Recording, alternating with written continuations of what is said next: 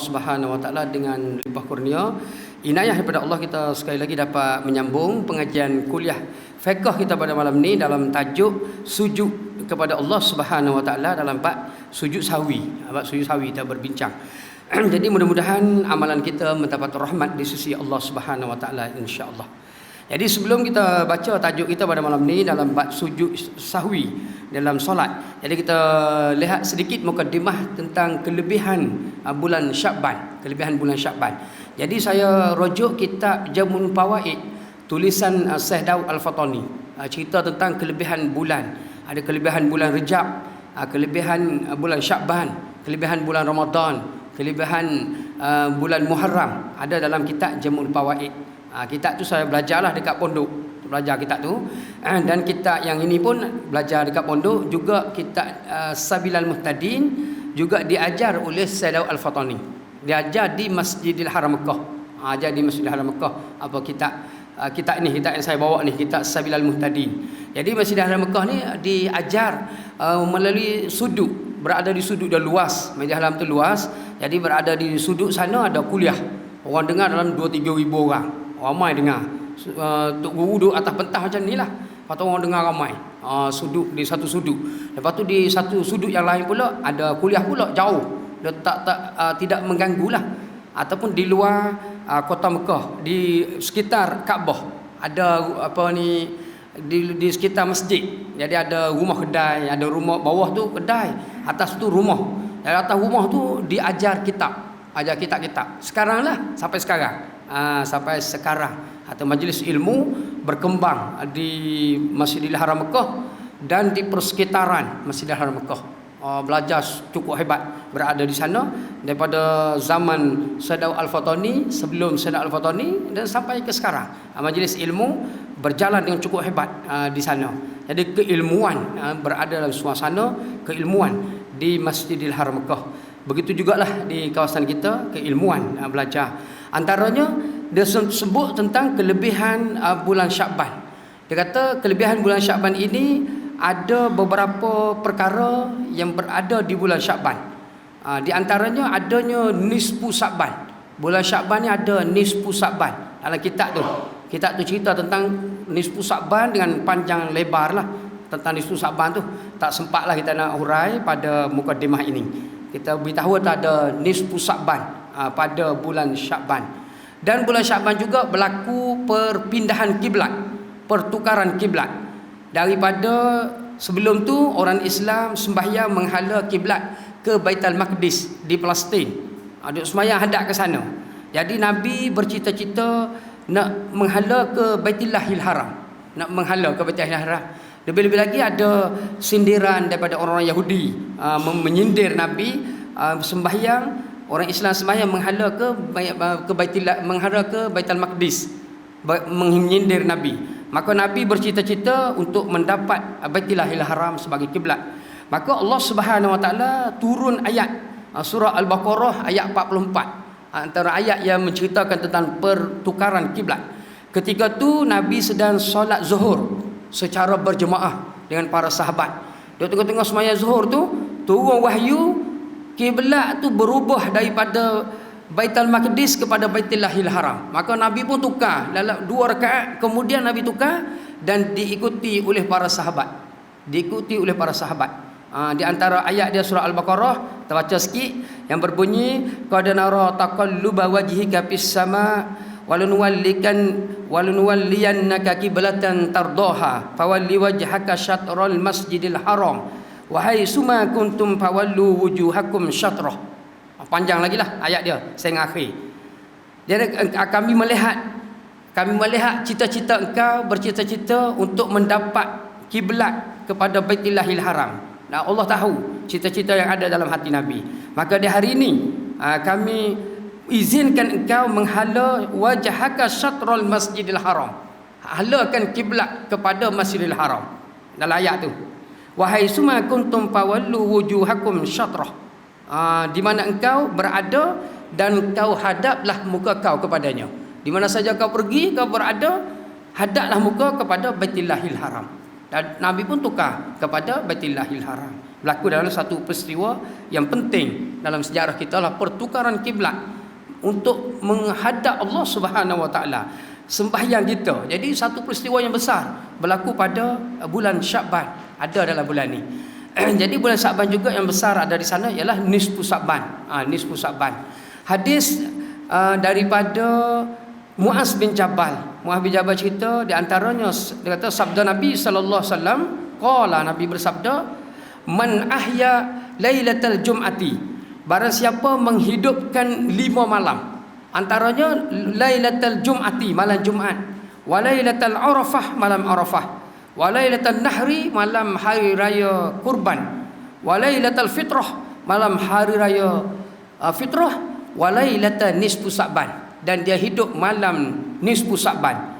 Ahyallahu qalbahu yauma tamutul qulub, Allah akan hidupkan hatinya ketika hati-hati manusia lain mati. Jadi dia hidup 5 malam. Dia lakukan ibadat malam Jumaat, malam Arafah, malam hari raya kurban, malam hari raya fitrah, malam nisfu Syakban. Kita hidupkan 5 malam ni dengan kita melakukan ibadah qiyamul lail, kita dirikan ibadat padanya. Maksud qiyamul lail ialah sembahyang. Itu ibadat yang disebut banyak dalam perbincangan. Dalam kitab ni kita akan bincang nanti, dia akan sebut tentang qiyamul lail. Maksud qiyamul lail itu ialah bukan baca Quran. Qiyamul lail itu artinya sembahyang, maksud dia. Jadi hidupkan malam dengan qiyamul lail, maksud dia hidupkan malam dengan sembahyang. Dengan sembahyang. Jadi Al-Quran tu dikira sampingan. Selepas kita dah berdiri malam, jadi kita baca Al-Quran. Ada baca Quran.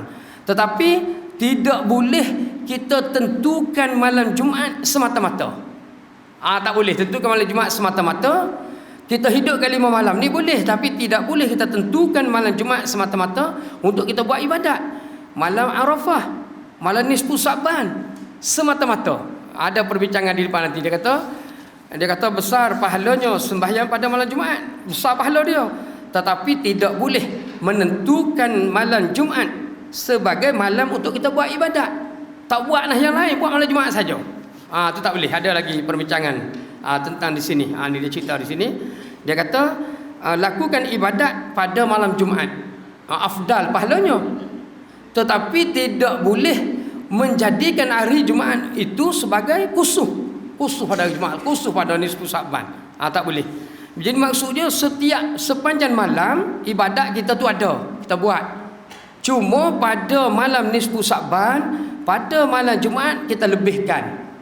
Maksud dari situ, ibadat kita terlebihkan pada malam-malam kebesaran Islam ini, kita lebihkan kerana disebut dalam riwayat, dia kata pada sulusayil lail, 1/3 malam, turun para malaikat daripada langit. Pada malam nisfu Syakban, 1/3 malam, turun para malaikat daripada langit dengan seramai-ramainya. Banyak turun para malaikat pada langit dan menziarahi ia daripada rumah ke rumah orang Islam. Dia pergi ziarah rumah ke rumah orang Islam. Sebagaimana malam Lailatul Qadar, turunnya malaikat pada malam nisfu Syakban, ramainya sebagaimana turun malam Lailatul Qadar. Ziarah rumah ke rumah orang Islam dan memohon keampunan kepada Allah Subhanahu Wa Taala akan isi rumah orang Islam, dan tidak masuk di dalam rumah yang ada 22 jenis. 22 jenis rumah ni dia tak masuk. Antaranya rumah syirku billah. Rumah tu orang tu syirik kepada Allah, malaikat tak masuk. Malaikat rahmat lah. Tak kira lah pada malam nisfu Syakban ke, malam Jumaat ke, malam-malam lain ke, tak kira sepanjang tahun lah, tak masuk. Rumah yang ada di dalamnya orang syirik kepada Allah. Yang kedua, orang yang derhaka kepada kedua ibu bapa, duduk dalam rumah tu, tak masuk. Yang ketiga, orang yang memutuskan silaturahim. Rumah tu tidak dimasuki oleh para malaikat. Yang keempat, rumah masyahin. Itu orang yang membenci kepada seseorang Muslim yang lain. Dia benci pada orang Islam. Yang kelima, al-qatil. Orang yang membunuh. Dia bunuh orang. Dia duduk di rumah kita. Malaikat tak masuk rumah kita. Yang keenam, arak. Arak tu orang yang bercerita akan kisah cerita yang dahulu kala. Cerita yang dahulu, araf. Araf tu dia cerita dulu. Cerita-cerita dongeng. Dia bawa cerita-cerita dongeng, cerita tentang tak kira lah cerita-cerita yang sama-sama dulu. Cerita yang tidak tidak ada dalam sejarah Islam. Dia buat karangan cerita sendiri. Dia buat buku, dia bercerita. Ini orang macam ni, malaikat tak masuk rumah. Orang yang bercerita-cerita dongeng, kita panggil apa? Polipolara. Polipolara, tak boleh. Polipolara ni salah. Kalau dekat Kelantan dia panggil tok dalam wayang kulit. Tak boleh kamu ni. Wayang kulit bol cukup lah. Marah dia. Tuan guru ni aziz haram wayang kulit di Kelantan. Marah dia, tunjuk perasaan dia. Marah dia. Dia suruh beri kebebasan kepada kami. Kami dah lama dah ni. Kami boleh main wayang kulit 7 hari 7 malam. Mahirnya. Nak haram pula. Marah dia nak haram pula. Kamu tahu ke orang yang menceritakan kisah-kisah lama, zaman kisah-kisah dongeng, para malaikat tidak masuk rumah. Yang ke seterusnya, yang keenam, al-musawwir, orang yang membuat patung. Pembuat patung. Pembuat gambar, al-musawwir, buat gambar. Patung gajah, patung arnab, patung berhala, tak kira patung mainan, patung apa, dia buat patung. Jadi para malaikat tidak masuk rumah. Dan penyimpan patung tu duduk dalam rumah kita, malaikat tak masuk juga. Malaikat tak masuk. Sepanjang tahun lah, daripada perbincangan nisfu Sa'ban boleh dikaitkan pada malam-malam yang lain. Samalah malam yang lain. Lepas tu al-mudminul khamra, orang yang mengekali minum arak. Minum arak berada bersama dengan kita, para malaikat tak masuk rumah. Orang yang mengekali berzina, sentiasa berzina dia. Orang yang sihir, main sihir. Al-kahin, orang yang mengkhabarkan perkara yang akan datang. Ahli nujum, tak boleh. Tak boleh ahli nujum. Hasidun, orang yang hasad dengki, berada bersama dengan kita, malaikat tak masuk rumah. Fattan, orang yang mengadu domba. Fattan. Asar, orang yang mengambil rasuah. Al-mudribu, orang yang sumpah dusta. Tu malaikat tak masuk rumah. Rafidi, orang yang benci para sahabat. Malaikat tak masuk rumah juga. Ujub, orang yang ada sifat takabur. Ujub. Laibu sataranji, orang yang bermain catur. Main catur tak boleh. Tak boleh simpan catur di rumah dan tidak boleh bermain catur. Tegahan bermain catur. Tengok beberapa kitab, antaranya kitab Al-Halal wal Haram, tulisan Sadaw Al-Fatah, tulisan Yusuf Qardawi. Dia bawa hadis Nabi, kitab tu tebal lah.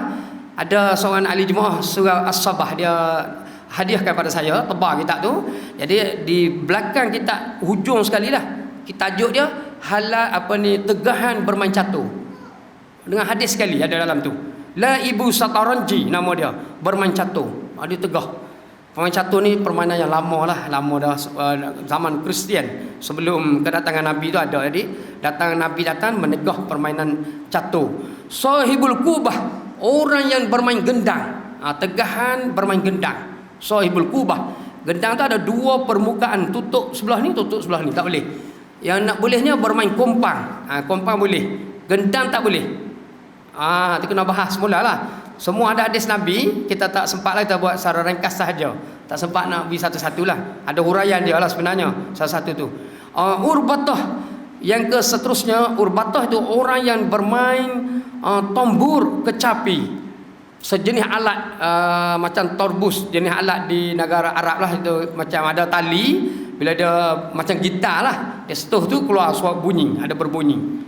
Dalam hadis lain lagi bermain seluling, hadis lain lagi lah tambahan. Hadis ini sampai situ saja. Urbatah itu permainan yang ada tali macam torbus gitu. Jadi itu antara tegahan untuk kita bermain, dan sekiranya kita memiliki dan kita bermain alat-alat ini, malaikat tidak masuk rumah, tak masuk rumah. Ada yang kelakuan dan ada alat bersama dengan kita. Jadi tak masuk rumah pada malam nisfu Sa'ban, pada malam Jumaat, pada malam Arafah, malam hari raya, malam kebesaran Islam, dan pada malam-malam yang lain seluruhnya lah. Kalaulah patung permainan kanak-kanak, ada soalan tanya macam mana patung permainan kanak-kanak. Jadi masa kanak-kanak tu bermain, ada kemaafan, kata setengah lah, kena setengah pendapat. Yang tak bolehnya di perhiasan, kita letak dia tu untuk ditayang, perhiasan. Jadi kalau kanak-kanak tu bermain, ada kemaafan, selepas dia main tu simpan. Tak boleh ditayangkan. Ditayang tu tak boleh. Tak boleh ditayang. Dia panggil patung berada di rumah kita, malaikat tidak masuk rumah. Satu ketika malaikat Jibril datang hendak menyampaikan wahyu kepada Nabi. Maka di atas rumah Nabi ada patung atas rumah Nabi. Berbentuk manusia lah patung diletak oleh orang Yahudi. Jadi malaikat menarik ekor serban Nabi supaya turun daripada rumah tu, tarik turun. Malaikat Jibril beritahu dalam rumah Rasulullah ada patung diletak oleh orang Yahudi. Jadi suruh para sahabat cari, jumpa patung tadi, dibuang. Jadi malaikat tak masuk rumah. Ada alat-alat itu. Itu secara ringkas sebagai sedikit mukadimah kita pada malam nisfu Sa'ban. Kita buatlah baca Yasin dan sebagainya, tak apa, tak salah. Itu amalan yang baik kita laksanakan. Kalau orang yang kata bid'ah, mari jumpa kita boleh tunjuk kitab. Kalau dia kata bid'ah, ni kitab Sayyid Al-Fatani. Kamu dengan Sayyid Al-Fatani mana alim? Mana bijak kita dengan dia? Dia ada ambil ulama yang 100 tahun, ni 200 tahun dah. Sayyid Al-Fatani 200 tahun, dahulu pada ulama dia lagi. Muhammad bin Abdul Wahab baru ini lama dah ni. Ni di Masjidil Haram Mekah. Sayyid Al-Fatani dibenarkan mengajar di Masjidil Haram Mekah dalam kitab bahasa Jawi. Antara ulama yang dibenarkan mengajar Jawi di Masjidil Haram Mekah, dan beberapa para alim ulama yang lain boleh mengajar kitab Jawi di Masjidil Haram Mekah. Kalau bulan Ramadan, ada orang tanya saya, dia kata, Ustaz, bulan Ramadan ada setengah-setengah surau dia tutup kuliah, tak buat kuliah. Itu sebenarnya satu kesalahan yang berat yang berlaku pada kita di hari ini. Sebab kalau kita lihat pada hadis, bulan Ramadan kuliah tazkirah, kuliah majlis ilmu kena berganda lebih banyak daripada sebelum Ramadan. Berganda lebih banyak bulan Ramadan. Di antara hadis Nabi, selangkah pergi ke majlis ilmu bukan bulan Ramadan, satu langkah 100 pahala. Pergi solat berjemaah, satu langkah 10 pahala. Majlis ilmu 100 pahala. Di bulan Ramadan, tengok kita Jauhal Mahu. Kita tu saya buat kuliah subuh di Jubilee Perak masa tu, Jubilee Perak. Bab menuntut ilmu. Kita boleh buka, ada kitab, kita ada nas. Jadi dia kata selangkah ke majlis ilmu di bulan Ramadan, gandaannya setahun ibadat. Setahun ibadat, bukan 100, setahun. Gandaannya cukup besar. Langkahan kaki pergi ke majlis ilmu di bulan Ramadan selangkah 100 setahun ibadat. Kalau kita tutup rugi, kita tutup majlis ilmu, satu kerugian yang besar. Saya beberapa tahun lepas pergi melaksanakan umrah di bulan Ramadan dengan beberapa orang di kawasan ni lah. Salah seorangnya jemaah, dia mari semayang di surau kita, jemaah dengan di kuliah, dia berada di taman sebelah tapi dia berada di surau ni lah. Dia pergi bersama dengan saya. Kita boleh buktikan di sana. Saya bila sampai saja ada 2 orang mutawif bawa kami, 2 orang mutawif, pelajar tahfiz Al-Quran 30 juzuk, pelajar Indonesia, umur 19 tahun. Dia bawa kami 33 orang dia bawa tu. Laluan tu beratus ribu orang lalu. Sekarang lepas sembahyang maghrib, lalu jalan nak pergi ke Masjidil Haram, nak pergi ke Baitullah, nak lakukan tawaf. Bila jalan tu sampai di tengah-tengah perjalanan, dia kata di atas rumah kedai ni adalah pondok tempat dia belajar. Dia 2 orang, dia kata minta kawan dia bawa, dia nak naik belajar. Saya tanya dia waktu maghrib, bulan Ramadan belajar. Dia naik belajar. Lepas tu sampai dekat Masjidil Haram Mekah, kami tawaf, sembahyang maghrib dah lepas dah kita buat maghrib dah. Lepas tu pergi tu tawaf. Lepas tawaf tu berada di satu sudut seorang ulama yang besar mengajar, ribuan orang dengar kuliah dia. Ribuan orang dengar lepas maghrib kuliah dia. Macam mana kita kata Masjidil Haram Mekah tak mengajar? Lepas tu saya datang malam esok penuh orang dia mengajar dalam bahasa Arab lah. Kita Arab duduk meja macam ni. Besarlah, kita pun cari di satu sudut ada dia mengajar. Ribuan orang mendengar kuliah dia.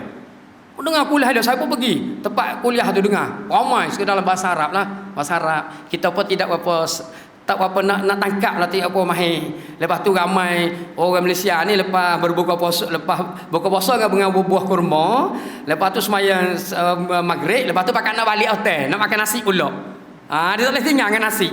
Kita balik jugalah. Dengan kuliah sekejap boleh 10 minit balik. Balik tu bila nak masuk isyak mari pula. Nak mari tu laluan tu ratusan ribu orang, ratus ribu juta orang lalu nak pergi ke sembahyang isyak. Sembahyang isyak berada di bulan Ramadan, alhamdulillah, tapi majlis ilmu di sana cukup hebat, tak ada berhenti. Kalau kata berhenti tak betul. Saya tanya ada seorang lagi nama dia Syekh Ali, 15 tahun. Orang Malaysia belajar di Masjidil Haram selama 15 tahun. Pak mazhab sekarang ni dia dah balik di Melaka. Tanya dia. Dia kata sepanjang tahun bulan Ramadan apa semua belajar Pak mazhab. Semua belajar Pak mazhab. Pelajar dua ni saya tanya dia belajar Pak mazhab. Dia berbentuk pondok. Beberapa tahun lepas seorang imam daripada di Surah As-Sabah, dia daripada Indonesia, dia belajar, dia jadi imam tarawih. Lepas tu habis saja jadi imam, dia kata tahun ni dia nak pergi belajar di pondok Solatiyah, pondok Palahiyah dekat Masjidil Haram Mekah. Pak mazhab dia belajar, dia pergi, nama Ridwan, saudara Ridwan. Bagus sekali dia pergi belajar di sana. Jadi bulan Ramadan pun belajar. Jadi kalau kita kata bulan Ramadan tutup, tak betul lah. Anak saudara saya dan beberapa lagi sahabat saya pergi ke Sik Kedah. Bila tiba saja bulan Ramadan, mereka akan pergi daurah kitab, akan khatam kitab di bulan Ramadan sebulan. Tuan Guru Haji Saleh, orang antara yang alim di Malaysia, Tuan Guru Haji Saleh ngajar tanpa henti di bulan Ramadan. Ngajar pagi, lepas subuh pukul 10, pukul 12, pukul 2, lepas asar, lepas maghrib, lepas isyak, lepas tarawih ngajar lagi. Nak khatam pergi ke pondok dekat Sik Kedah, Tuan Guru Haji Saleh. Kalau tak silap lah, gitu. Ramai pergi. Pelajar antaranya anak saudara saya pergi, dia kata dia sempat khatam 5 buah kitab. Sebulan tu 5 buah kitab. Dapat betul-betul ijazah dia Tuan Guru di bulan Ramadan. Bulan Ramadan ngajar. Tidak tutup dak bulan Ramadan. Dan bulan Ramadan inilah peluang untuk kita beri suatu hukum dan penerangan kepada masyarakat kita. Sebab kita dah ngajar kuliah maghrib kita ni berapa orang saja. Penduduk di sini kata ada 300 orang. 300 orang, 400 orang penduduk kita. Mari 40 orang, 50 orang. Orang ada 400, mari 40. Jadi baru 10%. Bila bulan Ramadan, penduduk 400, 200 mari. Kita boleh sampai ke apa saja nak beri ilmu pada mereka di bulan Ramadan. Nak cerita bab solat ke, nak cerita bab puasa ke, apa saja boleh sampaikan pada mereka. Lepas tu kalau nak kuliah tu, tazkirah tu antara 8 rakaat tu ambil tengah-tengah lah. Kalau kita buat kuliah lepas isyak, dia tak mari lagi. Dia kata lepas isyak tak pagi. Kalau kita buat lepas tarawih, dia balik. Tak ambil tengah-tengah. Ambil tengah-tengah. Sebab dekat surau yang buat Jumaat, dia kata dia nak beri ilmu kepada masyarakat, buat kuliah maghrib tak mari. Jadi Tok Imam kata kita buat kuliah hari Jumaat. Sebab maghrib dia tak mari. Buat kuliah hari Jumaat. Ngajar sebelum khutbah, buat kuliah. Dia mari, betul-betul dekat-dekat dengan khutbah. Kuliah habis, tak dengar juga. Tak dengar juga, dia kata Tok Imam. Tok Imam bangun buat penerangan. Beri penerangan sikit tentang ibadat sujud tilawah. Dia kata nak buat sujud tilawah ni, ada ustaz kita ngajar malam tadi, ialah gini sebelum Tok Imam baca khutbah. Dia tak dengar juga. Jadi ilmu tak sampai. Macam mana Tok Imam kata nak buat ni, tak sampai ilmu ni. Buat kuliah maghrib tak mari. Kuliah sebelum Jumaat pun tak mari. Maka dia mari bulan Ramadan. Inilah peluang kita nak beri ilmu pada masyarakat. Kita kena bijak supaya dengan fuk dia juga. Dia pandang ngelak, kita pandang lagi. Ni dia ngelak, kita pun ngelak. Tak ada lah kita AJK-nya. Tak ada ni, mu bijak, aku bijak lagi pada kamu. Main-main.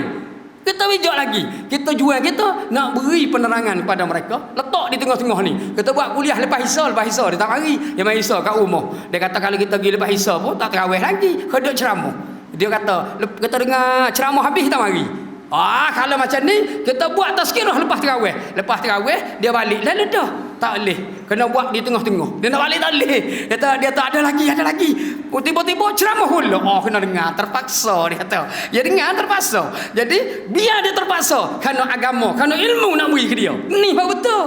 Kita tak memuji, tak apalah. Hari Jumaat tak nak. Kita pun tak payahlah. Baiklah kita buat sunat. Yang ni perdu ni mengajar. Semaya itu sunat ya 20 rakaat, 100 rakaat. Kalaulah semaya tak betul, 100 rakaat pun Tuhan tak terima. Tak terima ibadat kita. 20 rakaat pun tak terima. Dan kalau kita belajar bab tarawih, Nabi buat 8 rakaat saja. Tidak ada hadis 20 rakaat. Kita tengok 10 buah kitab bab tarawih. Karena Rasulullah sallallahu alaihi wasallam shalla fi Ramadan samani rakaatan sama autara. Nabi sembahyang sunat tarawih di bulan Ramadan 8 rakaat, kemudian Nabi berwitir. 8 rakaat dan berwitir. Hadis yang kedua daripada Sayyidina Ali, Nabi sembahyang tarawih Nabi sembahyang Ramadan 11 rakaat. 11 rakaat. 20 rakaat ialah fi ahdi Umarin wa Utsmanin wa Aliyin salatut tarawih isrina rakaatan. Pada zaman Umar, Utsman dan Ali, salat sunat tarawih dilaksanakan 20 rakaat. Bukan zaman Nabi, dibuat oleh zaman sahabat. Jadi Nabi ni hak besar, ni hak sahabat. Jadi nak Nabi tu kita nak melaksanakan 8 rakaat lebih besar daripada 20. Besar 20 lagi. Kerana apa di Masjidil Haram kita buat 20? Kerana di sana ada kelebihan yang lain. Kelebihan gandaan masjid itu. Barang siapa semaya di masjid, tak kira lah maya sunat apa, 2 rakaat diganda 1000 rakaat. Kelebihan masjid tu. Masjid tu besar pahala dia. Itu kena ada kepahaman di situ. Jadi kita nak mana sunat dengan fardu. Kuliah ni fardu. Ngajak tu tarawih tu sunat je. Dan kita nak beri ilmu kepada masyarakat kita. Kita nak buat kuliah maghrib, habis cara dah kita. Buat elan, habis elan dah. Buat pengumuman hantar WhatsApp. Masuk radio IKM lagi. Ada surau tu masuk radio IKM. Wah, ni sepanang baru bangin ni. Radio IKM masuk dia. Hebat. Buat elan lagi, tabar Kaabah lagi. Habis segala-gala tak mari juga. Habis cara dah kita. Dia kata, ustaz, orang tu lah tu dia dengar apa. Jadi bila di bulan Ramadan lah peluang untuk kita beri ilmu kepada masyarakat kita. Pak AJK bijak juga AJK. Tahu buat dia. Tapi kalau kita tak buat, tak bijak lah kita. Kita kata tak ada bulan Ramadan kuliah tempat kita. Kerana kita nak ibadat. Nak ibadat boleh bagi tak boleh tak apa, tak ada masalah. Tapi majlis ilmu tu ada. Di sini ada lah majlis ilmu, ada tempat lain. Tempat lain tutup terus. Banyak surau tutup terus. Tak ada langsung. Ustaz kuliah di surau kami tutup terus. Banyak surau lah. Di sini kata ada juga, tak apa dah. Ada juga jemaah satu Ahad. Alhamdulillah. Jadi buat juga. Bukan tutup terus lah. Ada setengah surau tu dia tutup terus. Kuliah maghrib, tazkirah agama semua tak ada. Itu satu kesalahan yang dilakukan oleh masyarakat kita hari ini. Jadi kita nak beri ilmu kepada masyarakat. Bulan Ramadan pahalanya diganda. Dan ganda dan sudut bab ilmu. Jadi tinggal situ sebagai mukadimah kita agak panjang sedikit. Kita ambil tajuk kita yang lalu, iaitu sujud sahwi. Sujud sahwi. Ada 4 sebab terjadi sujud sahwi. Yang pertama, kerana dia tinggal sunat aba'at. Yang pertama, sikit tinggal sunat aba'at. Dia tak baca doa kunut, dia tak baca tahiyat awal. Dia kena sujud sahwi. Dan doa kunut ini dia kata termasuk doa kunut witir di bulan Ramadan pada semayan 15 yang tengah-tengah, nisfu dia kata, nisfu Ramadan. Terus sembahyang witir bahagian yang kedua daripada bulan Ramadan, nisfu Ramadan. Kita buat witir tadi, tengah-tengah Ramadan lah mazhab kita Imam Syafi'i. Jadi tinggal doa kunut witir kena sujud sahwi juga pada sembahyang sunat. Sujud sahwi juga buat di situ. Dan yang kedua, kena sujud sahwi. Sebabnya ialah kerana melakukan perbuatan yang boleh membawa kepada batal sembahyang, tetapi tidak sampai tahap batal sembahyang. Perbuatan tu asalnya batal sembahyang, tapi tahap dia tu tak sampai batal sembahyang. Dia buat tadi, maka ada kemaafan batal sembahyangnya, tetapi dia kena sujud sahwi. Dia kena buat sujud sahwi. Di akhir solatnya kena sujud sahwi.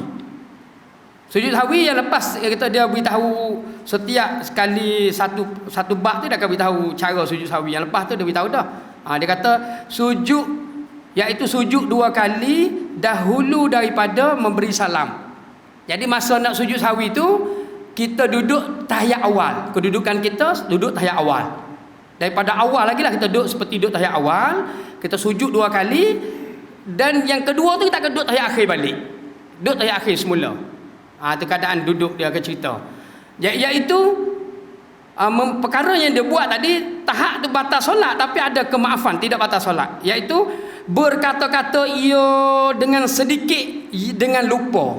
Jadi bercakap dalam solat ni batal, tapi oleh kerana sedikit dan tidak sengaja, terkeluar dengan tidak sengaja, terlupa ia, terkeluar dengan saja, dimaafkan. Tetapi dia kena sujud sawi. Kelakuan dia tadi kena sujud sawi, dia terlupa, ataupun dia ada penyakit latah, dia latah. Dia tengok semayang tu, tiba-tiba mari budak dia semayang belakang jenis dah lah, jenis kelakar, jenis apa ni, latah dah. Lepas tu semayang kat belakang pula, pas budak-budak tahu tu ni Pak Mat semayang ni, peluang kita nak cokek dia, cokek Pak Mat latah, dia kata. Dia tengok semayang mari belakang ke ni, main budak ada satu surau tu lah, dia buat cuek puk, dia berjerit lah, dia budak buat ke dia tengah solat, dia buat gitu, keluar suara, tapi dia tak sengaja, budak kenak dia. Dia latah. Mari kita terkejut. Lepas tu dia mari sedar, aku terkeluar. Dia mari perkataan tu. Jadi dia terkeluar perkataan tadi dengan tidak sengaja, dengan terlupa, maka ia dimaafkan dan dia kena sujud sawi. Kena sujud sawi kelakuan tadi. Tu dia latah. Orang latah ni kadang-kadang dia tak sedar apa yang dia buat. Dia tak, sebab ada satu cerita, dia noreh getah. Dia noreh getah, seorang perempuan dia latah. Dia jenis ada latah lah. Jadi dia turun rumah dia nak pergi menoreh di kawasan pendalaman tu, bawa pisau ni nak pergi menoreh, turun pagi, turun menoreh, pergi tu sampai di tengah-tengah ladang pokok getah tu, tengah malam ada satu pokok tu dia apa ni, macam telah dipotong pokok tu, duk diam gitu, kerah gitu pokok tu. Dia kata pelik, sebelum ni pokok tak ada pokok yang telah dipotong gitu. Dia pun pergi sampai dekat nak toreh pokok tu. Sampai dekat, tiba-tiba pokok tu gerak. Rupanya harimau rupanya. Harimau yang warna hitam sikit, harimau hitam tu dia kerah gitu. Dia hulur pisau, dia sentuh sikit, harimau apa bagi kat dia. Bagi kat muka dia. Harimau tunggu, harimau hitam, bintang kepada lah nama dia tu, dekat pokok getah. Jadi harimau tu gerak buat dia, dia pun gerak buat harimau. Main-main. Dia lalu dia boleh buat juga dengan harimau. Harimau gerak, dia ada gerak harimau. Main dia. Dia tarik harimau juga. Jadi berperang dia dengan harimau tadi, maka jatuh rebah dia mati, harimau mati juga. Mati dua-dua. Bukan main tarik harimau. Tak sedar dia nya. Mai latah tadi. Jadi bila pagi lepas tu suami dia, keluarga dia pergi tu, tengok mati dua-dua. Mati dua-dua. Dia kata latah tu dia buat dengan tak sedar. Harimau geruk, dia peruk. Berani dia. Dia tak sedar, kata tidak lari dah. Kata tidak latah lari kita. Jadi boleh buat dia. Jadi dia keluar dengan tidak sengaja, maka ada kemaafan. Ada kemaafan daripada suara kita. Ada masa saya dengar ceramah Tok Wali Hasan. Ceramah dia, seorang wali di Pasimah, Kelantan. Dia berjalan, dia akan singgah mana-mana surau. Dia berjalan je lah. Dia panggil Tok Wali. Dia mengajar kuliah tajuk ni orang latah. Saya masa tu saya kecil-kecil lagi. Sekolah rendah saya, sekolah rendah. Saya ingat sampai sekarang kuliah dia lah. Dengan dia datang tu dia tak pakai baju, tak berbaju, datang. Apa orang kenal. Ni Tok Wali lah, Tok Wali Hasan. Dia seorang yang alim. Jadi naik tu dia jadi imam lah, pakai baju dia jadi tu imam. Lepas tu dia akan buat kuliah. Orang akan mari seluruh. Dia bukan selalu. Mungkin dalam masa 10 tahun dapatlah sekali kat kampung kita. Ke kampung lain pula dia akan berjalan je. Dia akan berjalan kerja dia. Nama dia seorang wali. Waliullah, Wali Hasan nama dia. Dia pun mengajar. Antara dia kata seorang yang latah. Dia mengajar. Dia kata saya dengar kuliah dia tu lah. Dia kata orang tu dia tengok semayang. Lepas tu dia jemur padi. Orang zaman dulu lah, ni kisah zaman dulu jemur padi. Dia tengok semayang. Seorang perempuan juga dekat rumah dia. Tiba-tiba ayam tu patuk padi dia. Tu padi dia dengar semayang dia terdengar ayam patuk padi, dia pun halau. Siuk dia halau ayam tu. Dia tak khabar, tak dengar, tak perasan pun, terkeluar suara siuk. Dah ayam lari. Terkeluar suara anak dia, mau bercakap ni dengan solat, dia kata. Jadi dia kata, dalam ceramah dia Tok Wali Hasan kata tidak batal kerana keluar perkataan yang sedikit dengan tidak sengaja. Terkeluar tu tidak sengaja. Wali Hasan main-main. Jangan tergelak dengan dia. Kita boleh jadi gila. Ada orang tergelak dia jadi gila orang tu. Lepas tu dia tahan sebuah motor, dia nak tumpang. Motor naik motor orang tu. Sampai di tengah-tengah jalan, motor dia tu habis minyak. Tok Wali Hasan kata tak apa. Dia pun ada air sikit, dia pun tuang air dalam. Dia baca doa sikit, tuang air dalam, dia tutup. Dia kata start balik. Dia tuai dalam tangki. Start balik hidup. Hidup dia kata motor kamu jangan buka tepat penutup air. Penutup enjin dia jangan buka. Taki minyak jangan buka. Naik pergi hantar Tok Wali Hassan, lepas hantar tu dia balik rumah dia. Esok dia naik. Buhai hidup motor dia. Dia kata dia rasa heran dia kata. Dia kata rasa aku nak terabuka ni. Dia Tok Wali Hassan kata jangan buka. Dia pun buka tu tak ada, kering, tak ada naik lah. Berkat Tok Wali Hassan, seorang yang berkat. Kalau kita belajar, Tok Kenali, seorang yang berkat. Tok Kenali, alim dia berkat. Tok Wali Hassan. Lepas tu dia di antara Tok Kenali tu ada seorang lagi nama dia Tuan Guru Haji Ghazali. Dia berada dekat kawasan Rata Panjang sana, sepadan antara Thailand dengan Malaysia. Dia Tuan Guru yang alim, seorang guru.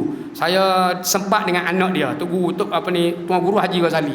Dia seorang orang Indonesia. Dia belajar di Mekah 20 tahun.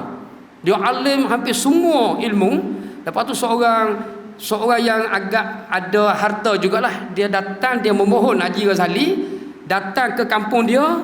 Dia bagi kahwin dengan anak dia dan buka pondok di sana.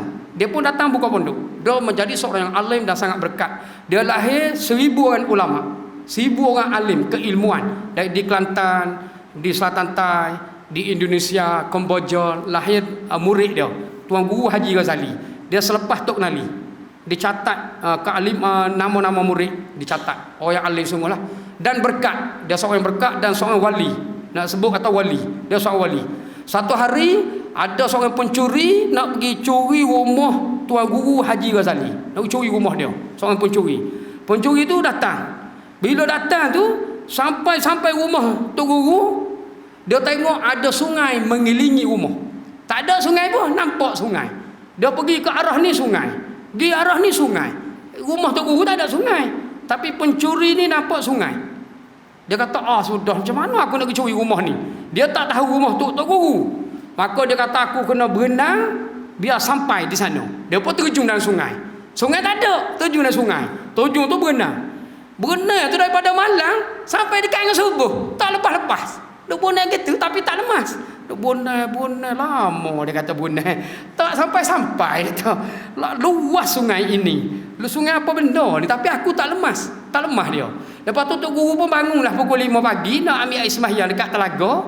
Nak ambil sembahyang, dia pun bunyi orang duduk berayuk atas pokok limau nipis dekat rumah dia. Dia berayuk. Rupanya dia berenang tu di atas pokok. Dia berenang atas pokok gening. Dia ingat sungai. Pokok dia nampak serupa dengan sungai. Tok Guru tanya dia buat apa tu? Tok Guru tanya, dia kata dia berenang dalam sungai ni. Bukan sungai tu. Kamu berenang atas pokok limau nipis tu penuh dengan duri tu. Turun. Dia turun tu berdarah habis. Koyok habis baju dia turun. Dia kata, kamu nak pergi ke mana? Saya nak mencuri rumah ni. Tok Guru kata, rumah saya lah. Dia mana curi?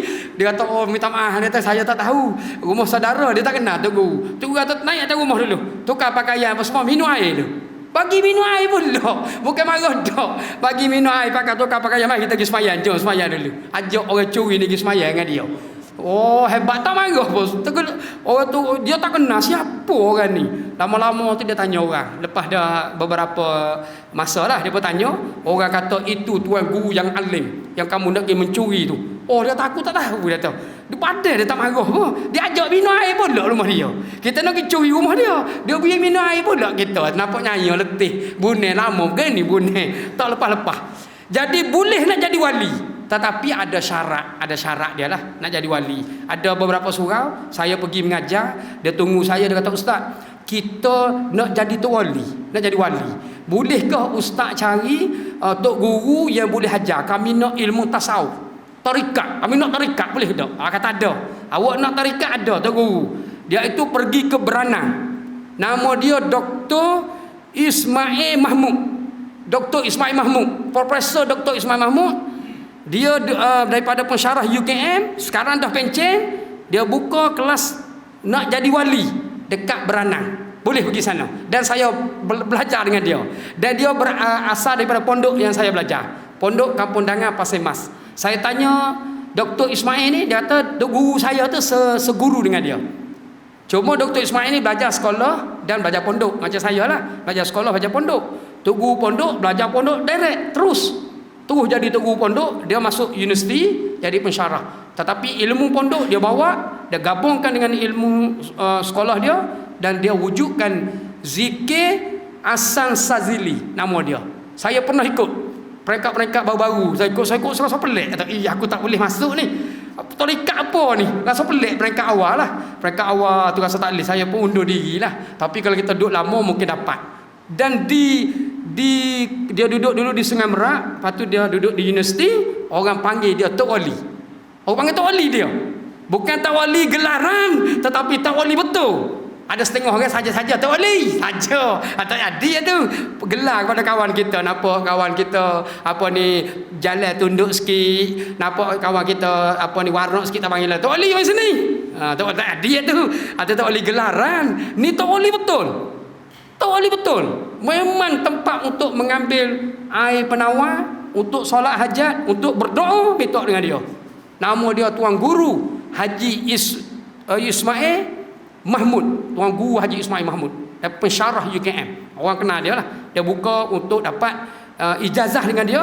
Sehingga murid dia kata, betul ke tak tahulah. Dia kata, Ustaz, Tok Guru kami, kita kenal dia. Tapi dia cerita kat kita duduk di belakang. Orang dengar tu ramai lah. Dia kata, ya, Tok Guru kami ni, dia boleh pergi ke Mekah sekelip mata. Tak tahu lah betul ke tak lah. Ada murid dia cerita kat saya. Dia kata boleh pergi sekelip mata. Dia amal zikir. Jadi boleh nak amal zikir. Tuan Guru Haji Ismail Mahmud ni, Dr. Ismail Mahmud ni, dia mengajar kitab. Sepuh kitab saya ni lah. Tu baru betul. Dia buat zikir dan mengajar kitab. Dia mengajar kitab dulu. Kitab dia kitab Fathul Mu'in. Kitab Fathul Mu'in hampir sama dengan kitab Sabilul Muhtadin. Kitab Fathul Mu'in dalam bahasa Arab, bab fiqh macam ni lah. Dia ngajar sudah. Lepas tu dia akan beri kitab zikir waliullah. Pakat tengok kitab tu, belajar dan berzikir. Zikir dia tak kata la ilaha illallah. Zikir dia Allah tu. Allah zikir macam tu. Saya rasa pelik lah kita peringkat baru-baru dulu, budak-budak dulu kan, muda-muda lagi belajar. Tak boleh tadi. Pelik ni kita zikir la ilaha illallah, la ilaha illallah. Tapi zikir dia Allah. Zikir dia macam tu. Kalau nak boleh ikut. Dia belajar ngajar kitab dan dia ada tasawuf. Ada tasawuf, ada tarikat. Kalau tasawuf saja, tarikat saja tak boleh. Dia gabung semua bab fiqh, bab akidah, bab tasawuf semua ada. Tu hebat dia. Jadi dia ada dua aliran lah. Dia dapat aliran sekolah dan aliran pondok. Jadi dia kata, kembali pada perbincangan kita tadi, melakukan perbuatan yang sedikit yang tidak membatalkan solat, dan seterusnya menambahkan rukun fi'li seperti menambahkan rokok, menambahkan sujud. Dia tak batal. Kita tambah rokok, kita tambah sujud, kita pun tak ingat, terlupa. Kita kata kita dah rokok ke belum?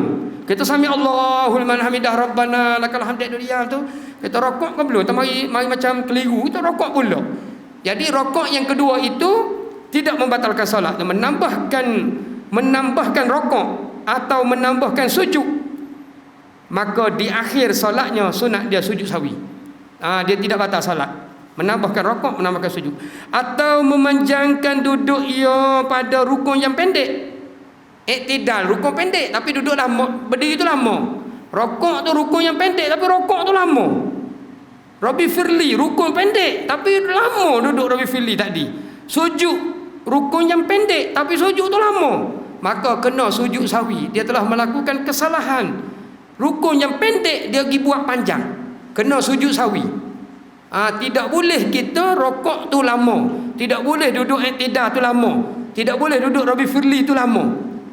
Kalau kita duduk sami Allahu liman hamidah rabbana lakal hamd, menyamai bacaan Fatihah, maka makruh dan kena sujud sawi. Kalau melebihi baca Fatihah batal. Sami Allahu liman hamidah rabbana lakal hamd, berdiri lama, tak rokok, tak sujud lama. Lama tu menyamai Fatihah, kena sujud sawi, tak batal. Lebih daripada Fatihah batal. Rokok, kadar dia rokok baca subhana rabbiyal azim 11 kali dan ada doa dia sebagai. Ada doa pula, doa rokok, doa sujud sebagai. Melebihi hak tu batal. Kalau panjang macam tu kena sujud sahwi. Dan duduk Rabbi Firli tidak boleh lebih daripada duduk tahiyat awal. Kalau duduk panjang dia menyamai tahiyat awal, maka dia kena sujud sahwi. Kena sujud sahwi, panjang, duduk lama. Ada seorang tu dia sujud lama, sujud dia jadi makmum. Tok Imam sujud, dia sujud yang terakhir. Katakanlah sembahyang maghrib. Jadi Tok Imam pun tahiyat akhir. Dia dah sujud lagi. Sujud tak bangun-bangun. Tok Imam baca at-tahiyat. Tok Imam baca at-tahiyat dia sujud dia. Lepas tu dia sah depan. Sebelah Tok Bilal, sebelah ustaz, sebelah kita lah. Dia sembahyang dia tu. Kita semua tahiyat, baca tahiyat, dia dah sujud lagi. Tu tak boleh. Tak boleh sujud lama sujud. Sebab dia kata dia dengar ustaz-ustaz lain beritahu kalau kita sembahyang hajat kita kena sujud yang terakhir tu lama. Dia pun sujud lama. Tu kena ada ilmu, ada perbincangan nanti. Sujud lama tu macam mana? Ada perbincangan dia. Bukan main gitu, bukan main pakai sujud lama gitu. Ada syarat dia, ada syarat-syarat yang tertentu. Ada solat ni boleh sujud lama, ada solat ni tak boleh sujud lama. Jadi kita kena tahu, ada perbincangan. Solat yang buat berjamaah tidak boleh sujud lama. Solat tu buat berjemaah tak boleh sujud lama. Solat yang biasa, solat rawatib, solat istikharah, solat tahajud, solat yang biasa, solat yang sendirian boleh sujud lama. Ada perbincangan, nanti akan datang perbincangan dia. Jadi ada syarat dia. Jadi solat berjemaah tak boleh, ada hak dia. Jadi kalau sujud tu lama, maka dia kata tahapnya tidak sampai batal tetapi makruh. Maka di akhir sembahyangnya dia kena sujud sahwi. Sujud sahwi di akhir sembahyang dia. Dan pula kena sujud sahwi apabila ia menambah rukun, menambah rakaat. Menambah ia rakaat dengan lupa. Sunat ia sujud sahwi di akhir solatnya. Sebagaimana tersebut dalam hadis Nabi sallallahu alaihi wasallam. Nabi Muhammad sallallahu alaihi wasallam sembahyang zuhur ia 5 rakaat dengan lupa. Kemudian Nabi sujud sahwi di akhir sembahyangnya. Nabi sembahyang 5 rakaat maya zuhur. Kalaulah kita sebagai makmum, kita yakin 4 rakaat, kita jangan ikut. Tok Imam dia waswah, dia tak yakin, dia pun bangun rakaat yang kelima. Kita makmum, kita yakin 4 rakaat, kita tak boleh ikut. Kita kena tunggu di rakaat yang keempat. Tak boleh ikut. Pada rakaat yang lebih, makmum tidak boleh ikut imam. Semua perbuatan imam di dalam solat, makmum kena ikut. Yang tak boleh ikut, satu saja rakaat yang lebih. Orang lain semua kena ikut. Tok imam tak baca tahiyat awal, makmum tak payah baca tahiyat awal. Tok imam tak baca doa kunut, makmum pun tak payah baca doa kunut. Kena ikut semua. Kena ikut semua. Tetapi di terakhir sembahyang, sekiranya rakaat itu lebih, tok imam bangun, makmum tak boleh bangun. Satu tu saja makmum kena tunggu. Rakaat yang lebih makmum kena tunggu. Yang tengah-tengah tu kena ikut apa tok imam buat. Tok imam tak buat tahiyat awal, kita pun kena tak buat juga tahiyat awal. Tak boleh tunggu sebab dia berada di tengah. Tak boleh tunggu. Kalau kita tu yang terakhir tu baru boleh tunggu. Last dah, rakaat yang keempat. Kena tahiyat awal kena bangun juga kita. Tok imam tak baca doa kunut, kita pun tak baca. Nak buat macam mana? Dia sengaja ke tak sengaja tak tahulah. Ada setengah tu sengaja tak baca doa kunut. Dia tak nak doa kunut. Tak apa lagi. Ada setengah tu sengaja dalam khutbah Jumaat tak baca doa raja. Terberat ya, tak baca doa raja. Dia giliran dia minggu ni baca khutbah, tak baca doa raja. Baca panjangkan umur raja.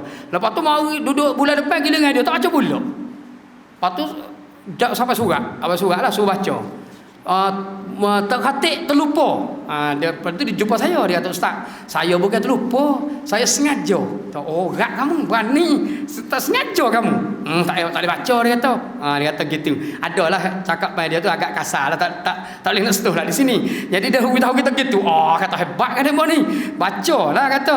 Dia kata tak boleh baca sebab tak ada oleh Nabi Muhammad pun tak ada baca doa panjangkan umur Nabi Muhammad pun tak ada, selawat aja pada Nabi. Nabi tak ada, doa Nabi tak ada situ. Lebih hebat lagi. Nabi ke Imam Syafi'i ke apa semua tak ada. Lebih hebat dari kita lagi. Jadi kita kena baca ni kan. Dia kata baik kita tak buat. Tapi kalau buat kajian khutbah sebelum merdeka, ada kawan saya seorang ahli sejarah. Dia kata khutbah Jumaat sebelum merdeka, negara kita dijajah oleh British. Khutbah kedua terakhir tempat sultan tu sebenarnya tempat pemerintah British, nama British di situ. Kita kena sebut banyak umur dia. Duduk situ bila kita doa yang terakhir tu, kita sebut ya Allah, ya Tuhanku, panjanglah umur JWW Bush. Kita berat ni.